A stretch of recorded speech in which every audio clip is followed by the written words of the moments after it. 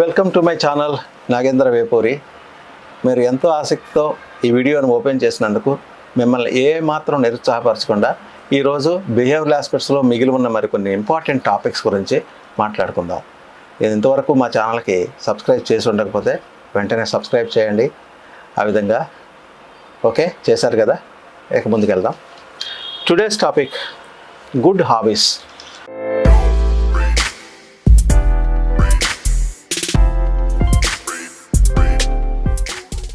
మన బిహేవియరల్ ఆస్పెక్ట్స్లో మనకి మంచి లక్షణాలు, మంచి అలవాట్లు, మంచి హాబీస్ కలిగి ఉండటం అనేది చాలా ఇంపార్టెంట్.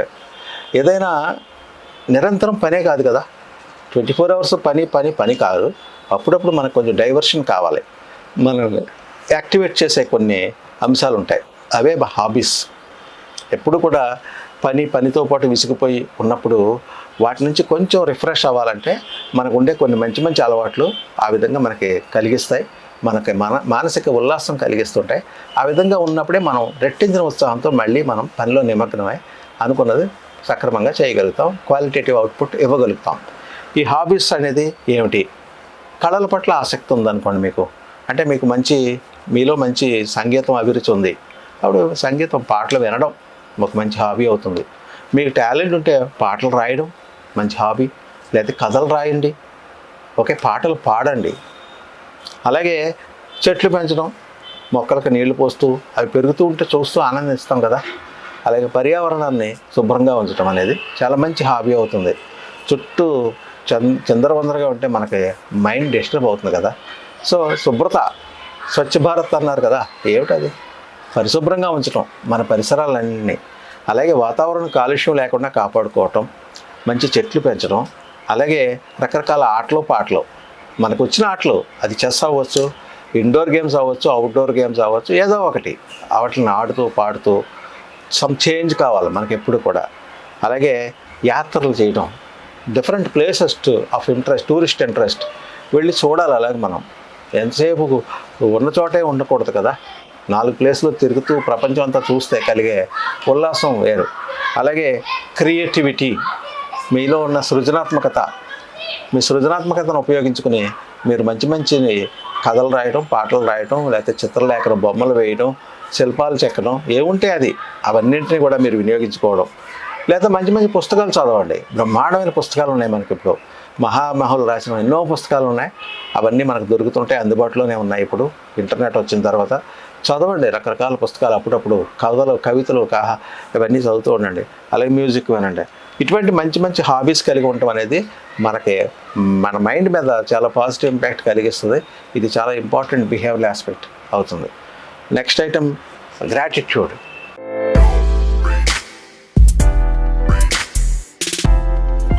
అంటే కృతజ్ఞతాభావం కలిగి ఉండటం. మన దైనందిన జీవితంలో మానవుడు సంఘజీవి కదా, అంటే ఏదో ఒక సందర్భంలో ఎప్పుడో ఒకప్పుడు ఎక్కడో ఒక చోట ఎవరో ఒకరి మీద మనం ఆధారపడి కొన్ని పనులు జరిపించుకుంటూ ఉంటాం. ఆ విధంగా మనకి ఎప్పుడో ఎక్కడో ఎవరో మనకు హెల్ప్ చేస్తుంటే అది మర్చిపోకుండా వాళ్ళకి తగు రీతిలో ప్రత్యుపకారం చేయగలగటం అనేది గ్రాటిట్యూడ్ అవుతుంది. వాళ్ళకి ప్రత్యుపకారం చేయకపోయినా వాళ్ళకి హాని తలపెట్టకూడదు. వీడు మనకు హెల్ప్ చేశాడు అన్న పాయింట్ మనం గుర్తుపెట్టుకుని దానికి తగు రీతిలో ఉండటం అనేది చాలా ఇంపార్టెంట్. అదే గ్రాటిట్యూడ్ అనేది. కొంతమంది గ్రాటిట్యూడ్ అనేది కనబరచకుండా ఉపకారం చేసిన వాడికి అపకారం చేస్తూ ఉంటారు, అది తప్పు. మనకి అపకారికి ఉపకారము నెపమెన్నక చేయువాడు నేర్పరి సుమతి అన్నారు, ఓకే. అంటే మనకు అపకారం చేసినా ఉపకారం చేయమని చెప్తున్నారు మన వాళ్ళు పెద్దలు. అది గ్రాటిట్యూడ్ అంటే. దీనికి సంబంధించిన అనేక కథలు ఉన్నాయి. ఉపకారం పొందిన వాళ్ళు తిరిగి ప్రత్యుపకారం ఏ విధంగా చేశారనేది, అవన్నీ కూడా ఇప్పుడు చెప్పుకోవట్లేదు, తర్వాత సందర్భం వచ్చిన మళ్ళీ మాట్లాడుకుంటాం. గ్రాటిట్యూడ్ కలిగి ఉండటం అనేది ఒక ఇంపార్టెంట్ బిహేవియరల్ ఆస్పెక్ట్ అవుతుంది. నెక్స్ట్ ఫ్రెండ్లీనెస్, అంటే స్నేహశీలి.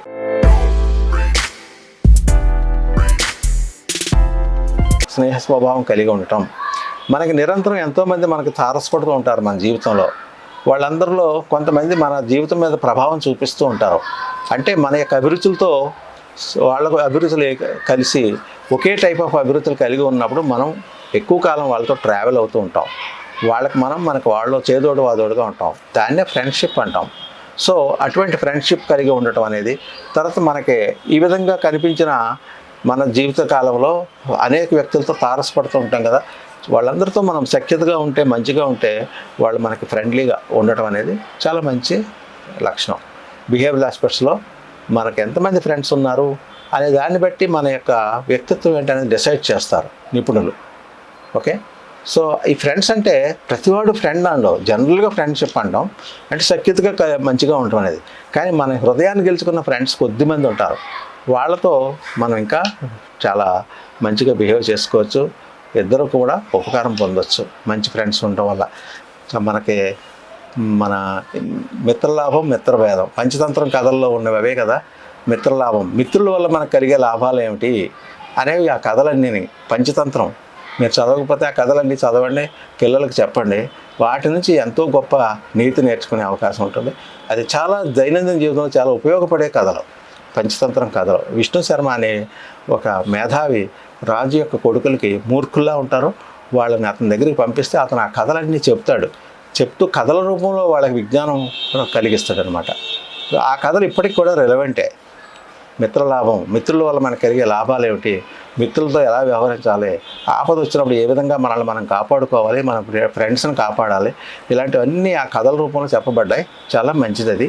సో అలాంటి కథలు ఫ్రెండ్షిప్ కలిగి ఉండటం చాలా మంచిది. మన బిహేవియర్ ఆస్పెక్ట్స్లో అది కూడా ఒక మంచి లక్షణం.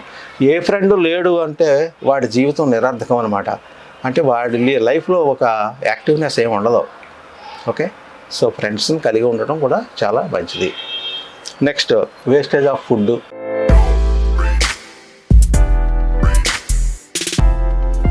టైము అండ్ రిసోర్సెస్, పవరు, ఇలాంటివి. ఇది చాలా నెగిటివ్ లక్షణాలే. అంటే మన ప్రవర్తన ఏ విధంగా ఉందనేది అంచనా వేయడానికి ఇవన్నీ కూడా మనకు పనికొస్తాయి. మనం ఒక విందు భోజనానికి వెళ్తాం, ఒక మ్యారేజ్ పార్టీకి వెళ్తాం, అక్కడ చూస్తుంటే కొంతమంది ప్లేట్ నిండా వడ్డించుకుంటారు, అది తినేది ఉండదు. కానీ వాళ్ళు తిన్న తర్వాత పట్టుకుని డస్ట్బిన్లో పడేస్తుంటే ఆ ప్లేట్ నిండా చాలా పదార్థాలు ఉంటాయి.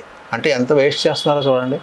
అలాగే వాళ్ళు ప్రిపేర్ చేసినప్పుడు అంచనాలు లేకుండా ప్రిపేర్ చేయడంలో ఎంతో ఫుడ్ వేస్ట్ అవుతూ ఉంటుంది. ఆ వేస్టేజ్, అలాగే వాటర్ వేస్టేజ్. ఇప్పుడు జనరల్గా చాలా పెద్ద పెద్ద ఫంక్షన్స్లో వాటర్ సర్వ్ చేస్తుంటారు కదా, ఇప్పుడు బాటిల్స్ రూపంలో. ఆ వాటర్ బాటిల్ కూడా ఎంత చిన్నదిగా ఉంటే అంత వాటర్ సేవ్ అయినట్లు లెక్క. మనం తాగే నీరుకి పెద్ద బాటిల్ ఇచ్చారనుకుందాం, ఇంత బాటిల్లో మనం కొద్దిగా నీరు తాగి అక్కడ పట్టుకొని పెట్టేస్తుంటారు. అది మైనస్ అవుతుంది కదా, అలాగే ఇవ్వకూడదు. వాటర్ చాలా వేస్ట్ అవుతుంది. ఇంత చిన్న బాటిల్లో వాటర్ ఇస్తే ఇది ఎంతైనా 50% పైన తాగుతారు ఎవరైనా కూడా. కాబట్టి వేస్టేజ్ లేకుండా, అది వాటర్ అవ్వచ్చు, ఫుడ్ అవ్వచ్చు, టైం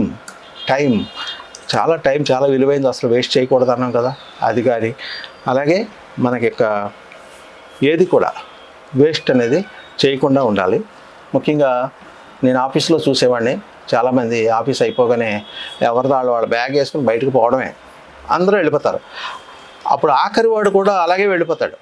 అన్నీ వెలుగుతూ ఉంటాయి, లైట్లు అన్నీ వెలుగుతుంటాయి, ఫ్యాన్లు అన్నీ తిరుగుతూ ఉంటాయి. నేను అప్పుడు వాటిని కట్టేస్తూ వెళ్తూ ఉండేవాడిని. అది నా పని కాదు, అయినా కూడా కళ్ళ ఎదురుగా ఆ లైట్లన్నీ అలాగ వెలుగుతూ ఎవరికీ ఉపయోగం లేకుండా, ఫ్యాన్లన్నీ తిరుగుతూ, ఏసీలన్నీ ఆన్లో కాకుండా నేను వీలైనంత వరకు ఆఫ్ చేసుకుని బయటకు వెళ్ళడం జరిగేది. అంటే పవర్ వేస్ట్ చేయకూడదు, మనం నీరు వేస్ట్ చేయకూడదు, ఫుడ్ వేస్ట్ చేయకూడదు, టైం వేస్ట్ చేయకూడదు. అలాగే మనకుండే అనుబంధాలు, రిసోర్సెస్, వాటిని వేస్ట్ చేయకూడదు. మనతో సఖ్యతగా ఉన్న ఫ్రెండ్షిప్ని మనం మిస్యూజ్ చేసుకుని వేస్ట్ చేసుకోకూడదు. ఇదంతా కూడా వేస్టేజ్ లేకుండా మనం సక్రమంగా సద్వినియోగం చేసుకోవడం అనేది మంచి బిహేవియరల్ ఆస్పెక్ట్. దీనికి సంబంధించి కూడా ఒక మంచి కథ ఉంది. ఒక వ్యక్తి ఒక ఇంటర్వ్యూకి వెళ్ళినప్పుడు తండ్రి చెప్తూ ఉండేవాడు ఎప్పుడు కూడా, ఒరే నువ్వు కరెంటు వేస్ట్ చేయకు, ఫ్యాన్ కట్టేసిరా, గేట్లు బయటకు వెళ్తున్నామంటే గేట్ వేయాలి, ఊరికెళ్ళి తెరుచుకొని పోతూ ఉంటారు, అది కాదు, గుడ్ బిహేవియర్ కాదు. సో ఇట్లాంటివన్నీ కూడా వాడికి ఇంటర్వ్యూకి వెళ్ళినప్పుడు ఇవన్నీ చేస్తాడు. తండ్రి ఎప్పుడో చెప్తుంటే తండ్రి చెప్పినంతకాలం ఇతనికి నచ్చదు. కానీ ఇంటర్వ్యూకి వెళ్ళేటప్పుడు ఒక చోట వాటర్ వేస్టేజ్ అవుతుంటే దాన్ని అరికడతాడు, ఇంకో చోటకి వెళ్ళేసరికి ఇంకోటి వీళ్ళు అక్కడ నుంచి గమనిస్తూ ఉంటారు వాళ్ళు బోర్డ్ రూమ్లో నుంచి. సో అల్టిమేట్గా ఇతన్ని సెలెక్ట్ చేస్తారు. కారణం ఇతని తండ్రి ఇతను నేర్పిన మంచి అలవాట్లు. సో ఇది కూడా మంచి గుడ్ బిహేవియర్ అవుతుంది. అండ్ అల్టిమేట్లీ అన్నెసరీలీ, ఇది చాలామందిలో ఉండే దుర్లక్షణం. ఎదుటివాడిని ఉపయోగం లేకపోయినా, అవసరం లేకపోయినా పొగుడుతూ ఉంటారు, ఏదో వాడి నుంచి ఎక్స్పెక్ట్ చేస్తారు, వాడి నుంచి ఏదో ప్రయోజనం పొందాలని ఆశిస్తూ అనవసరంగా పొగుడుతూ ఉంటారు. అతిగా పొగడ్తలు, ఈ పొగడ్త అనేది కూడా పెద్ద మైనస్. ఇది వాళ్ళు గ్రహించేస్తారు మన బాస్లు. ఎవరైతే బాస్ ఉంటాడో గ్రహిస్తాడో వీడి అకారణంగా నన్ను పొగుడుతున్నాడంటే వీడికి ఏదో ఉంది ఇందులో మొత్తం అని ఇంకా దూరం పెడతాడు. అది కూడా బ్యాడ్ బిహేవియర్కి లక్షణం. సో ఈ విధంగా ఉండటం అన్నీ కూడా మన బిహేవియరల్ ఆస్పెక్ట్స్లో ఇంపార్టెంట్ లక్షణాలు ఇప్పటివరకు మనం చూసాం. Last and final, God is supreme, God is omni present, omni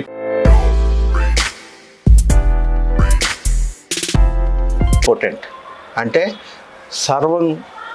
సర్వవేళలా దేవుడు అనేవాడు ఉన్నాడు. మన చుట్టూ ఆ దివ్య లక్షణం ఉంది, ఆ దైవ్యత్వం అనేది ఉంది, ఆ దైవ లక్షణం ఉంది, దేవుడు అనేవాడు ఉన్నాడు, ఒక సూపర్ పవర్ ఉంది, మనల్ని నడిపిస్తుంది అనే ఒక భావం మనం కలిగి ఉండటం అనేది మనల్ని శక్తి సంపన్నం చేస్తుంది. అంటే దేవుడు అనేవాడిని నమ్మడం, దైవభక్తిని కలిగి ఉండటం అనేది చాలా ముఖ్యమైన లక్షణం. ఓకే, ఇదన్నీ కూడా మన బిహేవియరల్ ఆస్పెక్ట్స్లో భాగాలు. వీటితో ఇది ముగించి నెక్స్ట్ ఐటెంలో మనం ఇంటెలెక్చువల్ ఆస్పెక్ట్స్ గురించి డిస్కస్ చేద్దాం. సో మనం మొట్టమొదటి చెప్పుకున్న పీబీఐ ఫార్ములాలో ఫిజికల్ ఆస్పెక్ట్స్ చెప్పుకున్నాం. అంటే మన యొక్క అపీరెన్స్ బాగుంటే ఇంప్రెషన్ కలుగుతుంది వాళ్ళకి ఇమీడియట్గా. తర్వాత మనం ఇప్పుడు చెప్పుకునే ప్రవర్తన అంశాలన్నింటిలోనూ కూడా మనం పర్ఫెక్ట్గా ఉంటే ఎదుటి వాళ్ళకి మనం తప్పకుండా నచ్చుతాం. అండ్ నెక్స్ట్ ఐటమ్ బిహేవియర్ అయిపోయాక ఇంటెలెక్చువల్ ఆస్పెక్ట్స్. ఫిజికల్గా ఎంత బాగున్నా, ఎంత బిహేవియర్ బాగున్నా, ఇంటెలిజెన్స్ లెవెల్లో అప్ టు మార్క్ లేకపోతే సెలెక్ట్ కారు. అది నెక్స్ట్ ఐటెంలో మనం డిస్కస్ చేద్దాం. ఈ వీడియో మీకు ఇంతవరకు నచ్చినట్లయితే తప్పకుండా లైక్ చేయండి, కామెంట్ చేయండి, మీ ఫ్రెండ్స్కి షేర్ చేయండి. నన్ను ఇలాంటి మరికొన్ని మంచి వీడియోలు రూపొందించడానికి ప్రోత్సహించండి. ధన్యవాదాలతో నాగేంద్ర వేపూరి.